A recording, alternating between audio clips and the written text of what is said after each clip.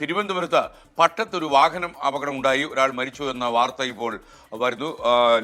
കാറും ഓട്ടോറിക്ഷയും കൂട്ടിയിടിച്ചാണ് അപകടമുണ്ടായത്. ഈ അപകടത്തിൽ മങ്കാട്ടുകടവ് സ്വദേശി ശിവകുമാർ മരിച്ചു. തിരുവനന്തപുരം പട്ടം സെന്റ് മേരീസ് സ്കൂളിന് മുൻവശമാണ്. ഇവിടെയാണ് രാവിലെ 3 മണിക്കും 3:30ക്കും ഇടയിലാണ് ഈ അപകടം ഉണ്ടായത്. ഈ കാറ് വന്ന് ഓട്ടോറിക്ഷയിലും ഒരു സ്കൂട്ടറിലും ഇടിച്ച് അങ്ങനെ ഓട്ടോറിക്ഷ തീ കത്തി അതിനകത്തുണ്ടായിരുന്ന ഒരാൾ വെന്ത് മരിക്കുകയായിരുന്നു. പുലർച്ചെയാണ് ഈ സംഭവം നടക്കുന്നത്. ഈ കാറും ഓട്ടോറിക്ഷയും ഒരേ ദിശയിൽ ഇവിടുന്ന് ഈ പട്ടം ഭാഗത്തേക്ക്, കേശവാസപുരം ഭാഗത്തേക്ക് പോവുകയായിരുന്നു. ഈ സമയത്തായിരുന്നു ഈ ബൈക്ക് ഇടയിൽ കയറിയതാണെന്ന് തോന്നുന്നു. ഓട്ടോറിക്ഷ വെട്ടിച്ചതാകാം.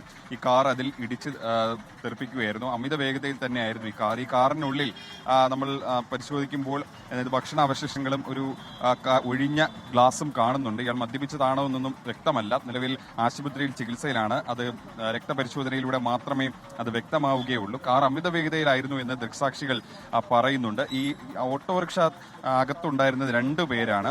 ഇവർ 2 പേരും കോൺക്രീറ്റ് തൊഴിലാളികളാണ്. മങ്കാട്ടുകടവ് സ്വദേശിയായിട്ടുള്ള ശിവകുമാർ എന്ന സുനി, 45 വയസ്സുണ്ട്. ഇയാളാണ് മരിച്ചത്. ഇയാളാണ് ഓട്ടോ ഓടിച്ചിരുന്നത്. രാവിലെ ജോലിക്കായി വീട്ടിൽ നിന്ന് പോവുകയായിരുന്നു. കൂടെ ഉണ്ടായിരുന്നത് തൊഴിലാളിയാണ്. ഇതിന് മാത്രമല്ല, ഇവർ ഈ കോൺക്രീറ്റിന് ഉപയോഗിക്കുന്ന ചില മോട്ടോറുകളും ഇതിനകത്തുണ്ടായിരുന്നു.